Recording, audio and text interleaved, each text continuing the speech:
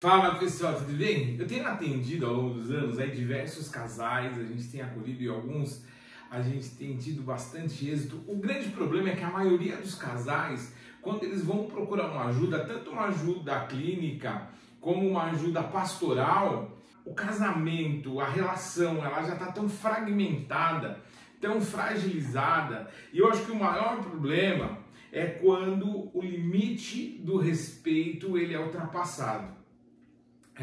Quando isso acontece, o processo de reconciliação, o processo de convergência do casal, ele fica praticamente impossível.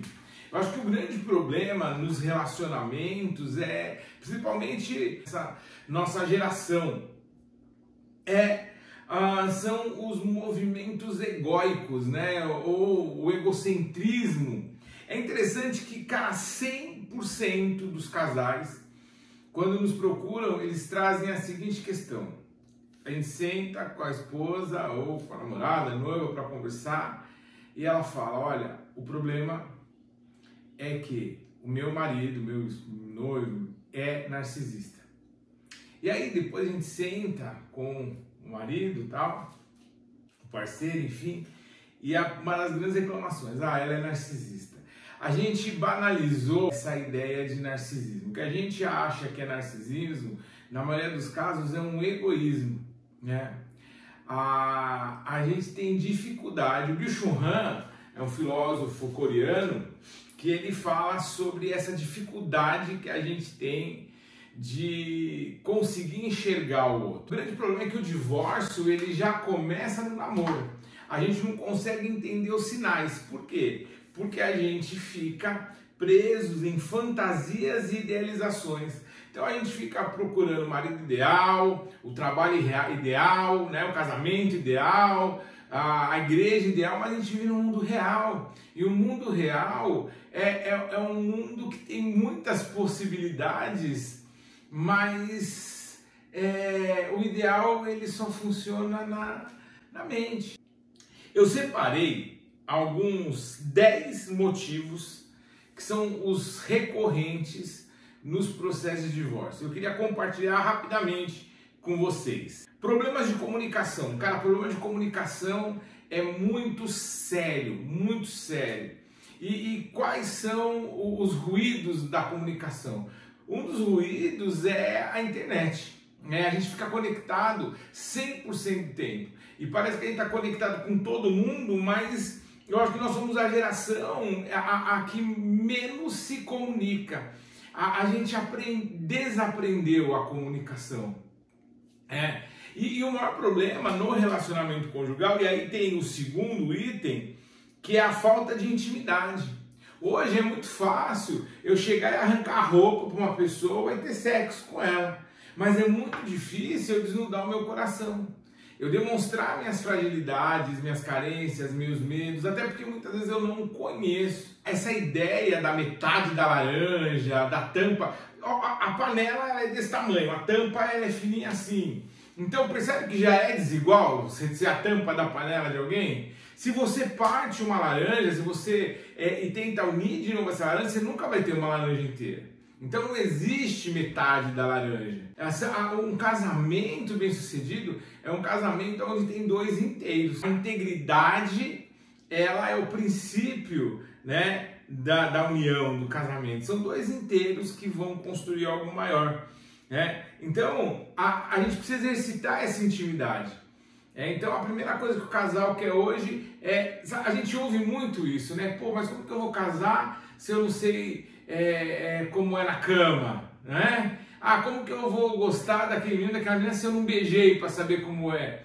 Cara, na vida, imagina um casamento de 30, 40 anos, o que menos faz ser feito nesse casamento é sexo. Mas o companheirismo, o estar junto, construir juntos os processos, os projetos. Então, uma mente alinhada é a coisa mais importante. Só que a gente fica sonhando, e isso é o terceiro ponto, né? Então, falta de comunicação e falta de intimidade. Na verdade, eu colocaria até como primeiro ponto a falta de intimidade. Ela vai gerar uma falha de comunicação. E ainda quando a gente carrega nessa comunicação expectativas irreais, a gente é a idealização. Então, putz, quando eu casar, quando eu tiver minha casa, quando eu tiver minha família, porque vai ser assim, porque então a gente fica fantasiando muito, mas produzindo pouco. Por isso que é importante, sabe, de repente, antes do casamento, né, buscar aconselhamento com algum mentor, com um pastor, com um analista, fazer uma terapia para entender realmente se os objetivos são comuns. A gente precisa ter uma vida comum, intimidade. A intimidade e a comunicação, ela só é possível a partir dessa comunidade, quando as coisas são comuns para os dois. E ideias realistas, sabe? Diferenças financeiras, elas atrapalham muito o casamento. A gente não consegue ter hoje nos relacionamentos a ideia do que acabou, não importa quem ganha mais ou quem ganha menos, porque importa é que nós somos e estamos construindo agora uma vida em comum. Então, quando essas questões financeiras elas começam a pegar, um problema muito sério também no casamento é a mudança familiar. Hoje existe uma idolatria aos filhos. Ninguém fala, mas eu vou falar. Existe uma idolatria aos filhos. Mãe, pai, vocês vão ser mães e pais por um período. Vocês precisam treinar seus filhos. Vocês precisam entender que os seus filhos são um presente de Deus para que vocês treinem e preparem esses filhos para que eles sejam bons pais. Eles vão ficar 18, 20 anos com vocês, 17 anos, 16 anos, e depois eles vão sair, vão fazer faculdade fora, vão casar, e o que vai sobrar? Você e seu marido. Então, ser pai e ser mãe é conjugado a ser casal. Se não existir uma coalizão no casamento, a paternidade e a maternidade ela vai se frustrar. E aí, a paternidade, a maternidade, ela vai ser um caminho para o divórcio. E isso você pode ver, existem várias pesquisas, estudos que mostram que esse é um dos problemas do divórcio. Infidelidade.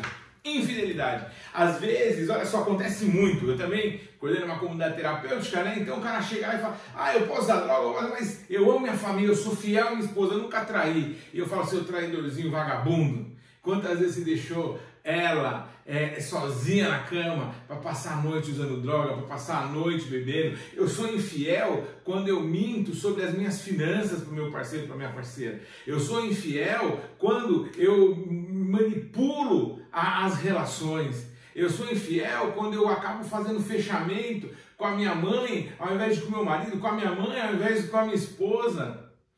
A falta de transparência, tudo isso vai gerar uma infidelidade conjugal também.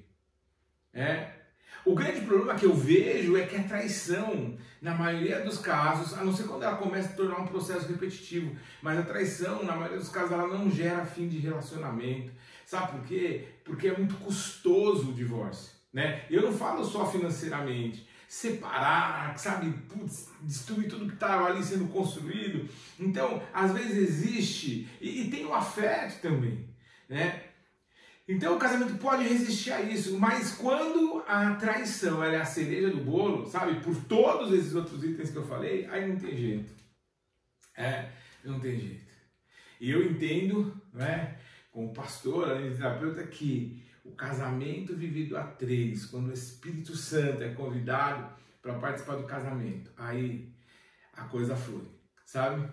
E é isso, você tá com problema no seu relacionamento, procure ajuda de uma pessoa madura, de um mentor, de um pastor, de alguém que você não só confia, mas vê frutos, né? Ou procure um profissional, um psicólogo, um psicanalista, um terapeuta de casais. Sozinho é muito difícil, porque o grande problema é que a gente começa a se opor um ao outro. E aí é necessário que exista o papel conciliador no processo de restauração. Tá bom? Valeu!